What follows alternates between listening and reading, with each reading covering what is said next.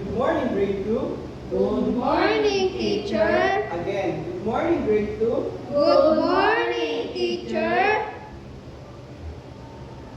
Everyone, please stand up and let us pray.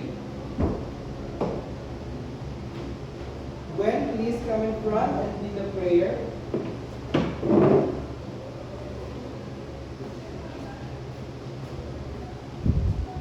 Let us pray. In the name of the Father, and the Son, and the Holy Spirit, Amen. Angel of God, my guardian, Whom God's love who meets me here, ever this day be at my side, to guide and guard, to rule and guide. Amen. In the name of the Father, the Son, and the Holy Spirit, Amen. Okay, before we start our lesson, let us first energize our body. So please remain standing because today we will dance. Are you ready, grade 2? Yes, teacher. Okay, let us all dance.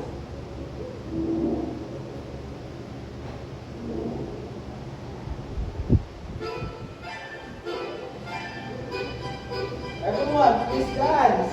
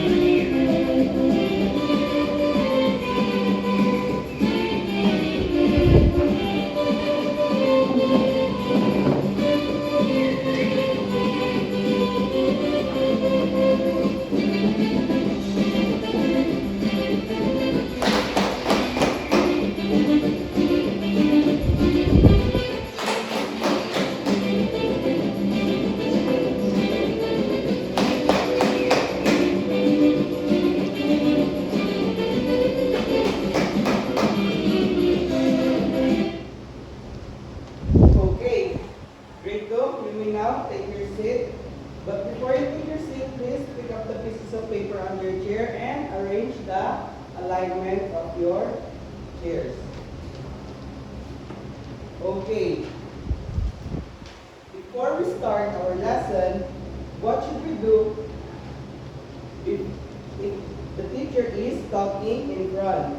Yes, Jairan, be quiet. Okay, what else? Yes, Gwen. Sit properly. Okay, what else?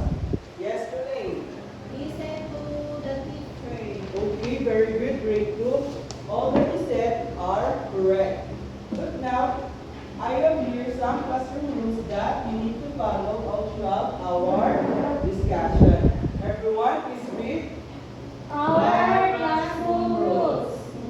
Eyes in front Eyes in front and focus to the teacher. and focus to the teacher. Avoid talking Avoid talking with your seatmate. with your seatmate. Listen when the teacher Listen when the teacher is talking. is talking. If you have a question, If you have a question, raise your hand. raise your hand. You understand, grade 2? Yes, teacher. Okay. So now, I have here a set of words that you need to read. What I'm going to do is read first and you will repeat after me. Is that clear? Yes, teacher. Okay.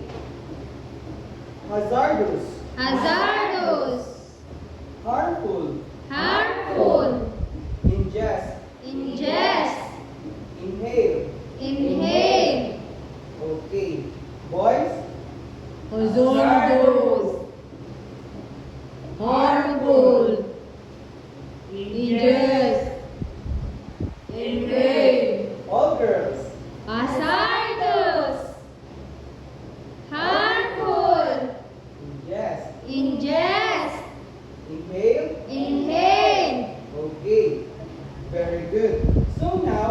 before we start a new discussion or a new topic, let us first have a short review in our previous lesson. Can you still remember our previous lesson, grade 2? Yes, teacher. Okay. To see if you can still remember, I have prepared a short activity regarding to our previous topic. Now let us all read the direction. Directions. Directions. Look at the following pictures. Look at the following pictures. Lap 3 times. Lap 3 times. If it is showing If it is showing a hazardous area a hazardous area at home. at home. And stop your feet And stop your feet once, once. if not. If not, Okay, what are you going to do, grade 2? If it is showing a hazardous area at home? Lap lap 3 3 times. times. Okay, very good. What about if it is not a hazardous area at home? What are you going to do? Stamp your feet once. Okay, very good. Now, let's proceed to number 1. What do you see in the picture? Do you think it is a hazardous area at home or not? 1, 2, 3. Very good. It is a hazardous. It is a hazardous area at home. Okay, how about the second picture? Do you think it is hazardous or not? Okay, very good. It is not hazardous area because it is in sala. How about in the third one? Is it hazardous or not? 1, 2, 3. Again, 1, 2, 3. Okay, very good. It is hazardous area. How about this one? Do you think it is hazardous or not? 1, 2, 3, go. Again, is it hazardous or not? 1, 2, 3. Very good. It is hazardous area. It is not hazardous area. How about this one? Do you think it is hazardous area at home or not? 1, 2, 3, go. Very good. It is hazardous area at home. We should not allow playing children in the kitchen. So now, class, I have here some pictures. And I want you to look at these pictures and observe silently.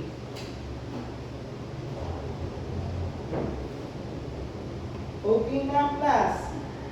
Do you know what are these things? Yes, Yes, teacher. Okay, now what is these things? Do you know these things? Okay, Lulay? Okay, very good. What else? What things can you see? Yes, Genies. The second picture is electric kettle. Very good. It is electric kettle and iron. Have you seen this at home? Have you seen this at home, children? Yes, teacher. Okay, very good. Have you experienced using this? No. No, teacher. Okay. Do you know how these things work? Yes, teacher. How do you think these things work? Yes, Lulay. When you plug to the electric. Okay, very good. These things can work through electricity. Now, who among you here have a kettle or iron at home? Okay, very good. Now, class, do you know how to use these things? No, teacher. Okay. Class, if you use these things not in a proper way or in a wrong way, what will happen? What do you think will happen? Yes, Gwen. Accident, teacher. Okay, it will cause accident. Remember, class, that we should not use these things without the consent or the guide of our Parents. Use this carefully so that we can avoid accident. Accident. Is that clear, class? Yes, teacher. Okay. Very good, class. Now, I have here another pictures. And I want you to look at these pictures carefully.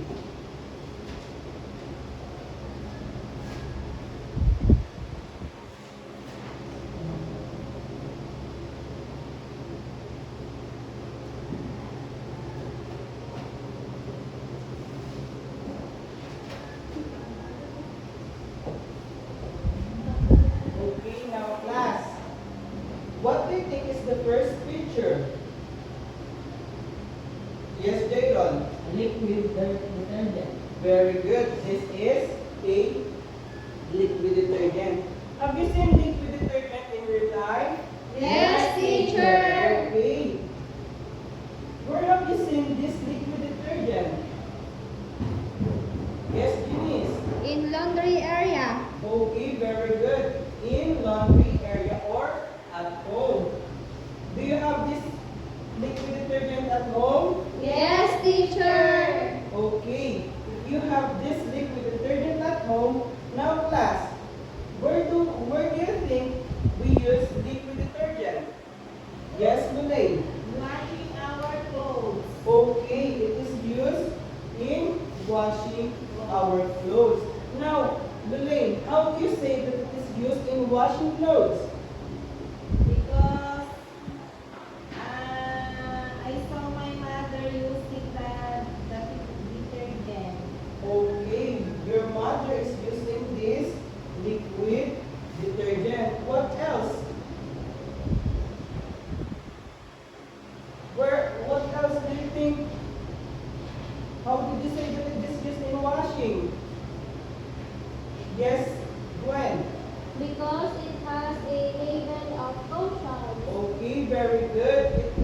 It has label and caution. You can see it in front of the product. Now class, do you think we should drink this? No, teacher. Okay, we should. Why do you think so, Roseanne? Because it's dangerous for us to drink that. Okay, it is dangerous. Why do you think so? It is dangerous. Yes, Jaron. Because of chemical that can die us. Okay. What else? Yes, Lulay. If we drink that, we're gonna get stomach pain. Okay, if we drink this, we will suffer from stomach pain.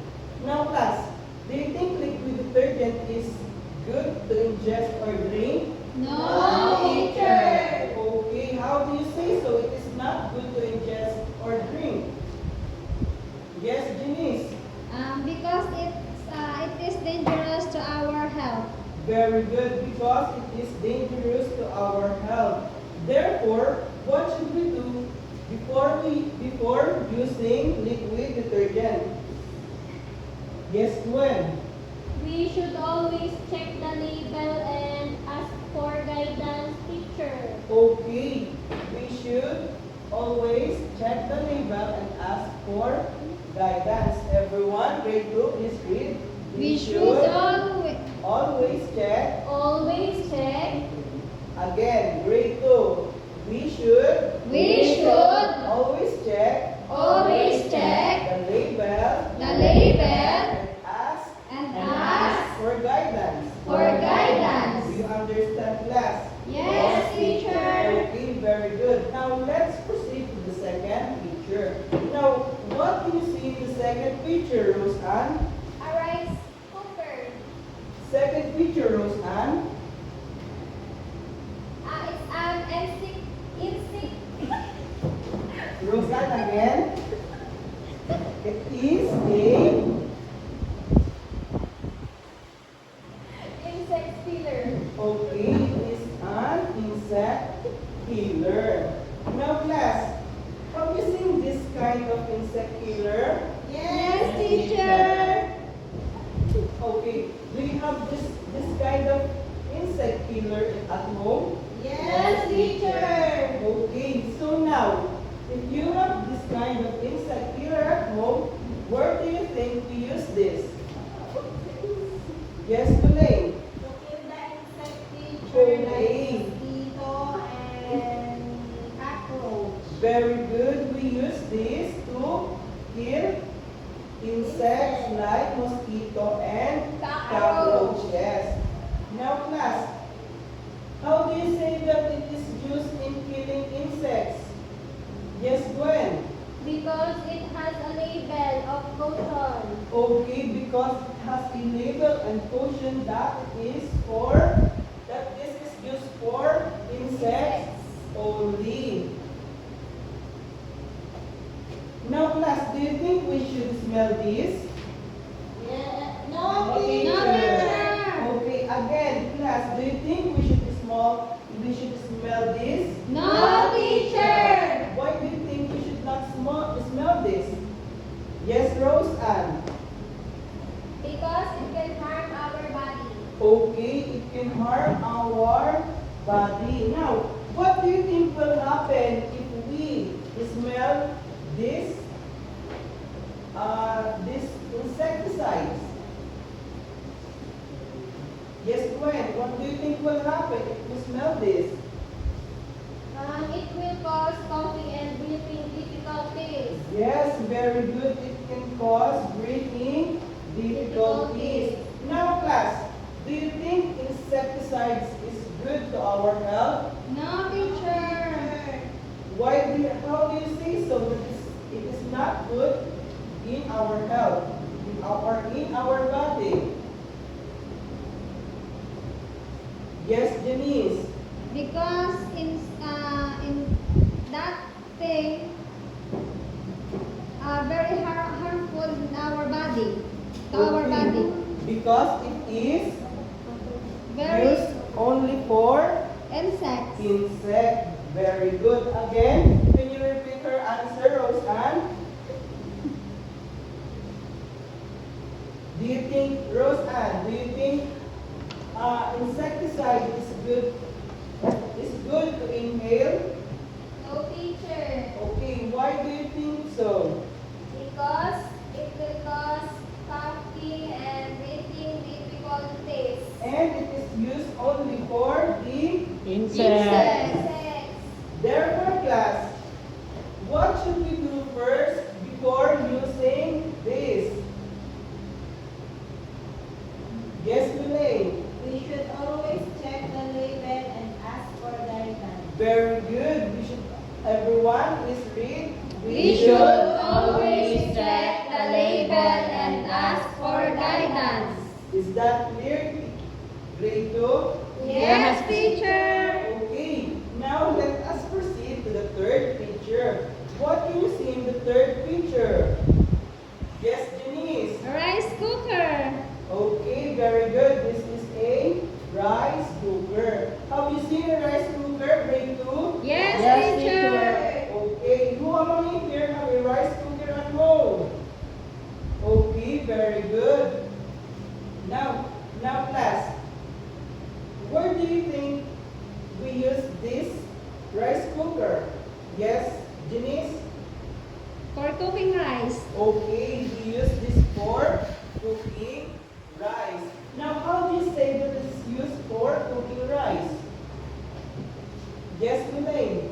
Because it has a label of using how to cook rice. Okay, it has a label that is used for cooking rice. only. Now, class, do you know how to use this? Yes, teacher. Yes, teacher. Class, what should we do in using this rice cooker?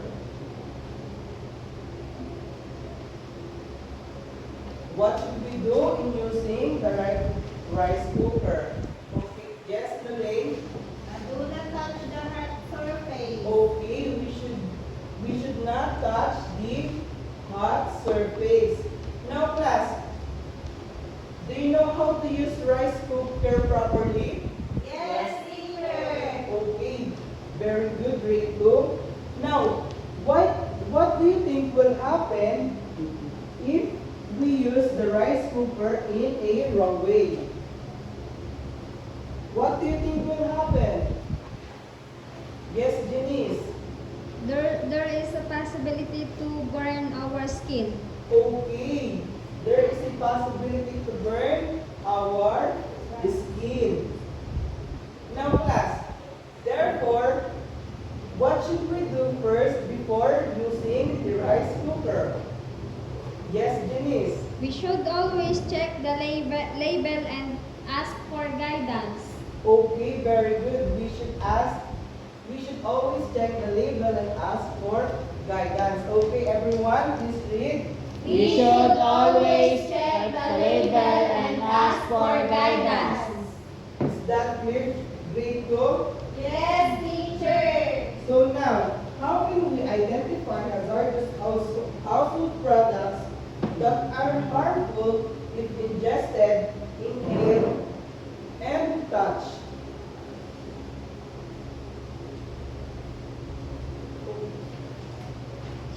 Class, how can we identify hazardous household product that is harmful when drink, inhale, or touch? Yes, Lelaine. We can identify hazardous household products that are harmful if digested or inhaled or by touch and by looking at the label and asking guidance before using. Okay, Roseanne, can you repeat her answer? We can identify hazardous household products that are harmful if ingested or inhaled and touched by looking at the label and asking for the guidance for safety. Okay, very good. We can identify. Everyone, please read. We can identify hazardous household products that are harmful if ingested or inhaled and touched by looking at the label and asking guidance before using it. Okay, very good. Do you understand, grade 2? Yes, teacher. Okay, now, grade 2. Can you give some examples of hazardous products at home that is hazardous if ingested or drink? Yes, Janice. Chlorine or Zonrox. Okay, very good. Chlorine and Zonrox. What else? Yes, Gwen. Domex. Domex. Domex is used, okay, grade 2, Domex is used in cleaning the Toilet. Okay, now, how about in the hazardous product that is harmful when inhaled? Yes, Lelaine. Baygon. Baygon. What else? Yes, Janice. Katol. Katol. What else? Yes, Roseanne. Moriarty. Zonrox. Very good. Now, grade 2. Can you give some example of a hazardous product at home that is harmful if touched? Yes, Jaron. Stove. Stove. What else? Yes, Roseanne. Electric fan. Okay, electric fan. What else? Yes, Lelaine. Oven. Oven. What else? Gwen. Iron. Iron. What else? Lelaine. Aircon. Air. Okay, very good. Nine. Okay, now class again. How can we identify hazardous products that are harmful if ingested or inhaled? We can identify hazardous household products that are harmful if ingested or inhaled and touched by looking at the label and asking guidance before using it. understand, grade 2? Yes, teacher. Okay, very good. Thank you, grade 2. Thank you, teacher.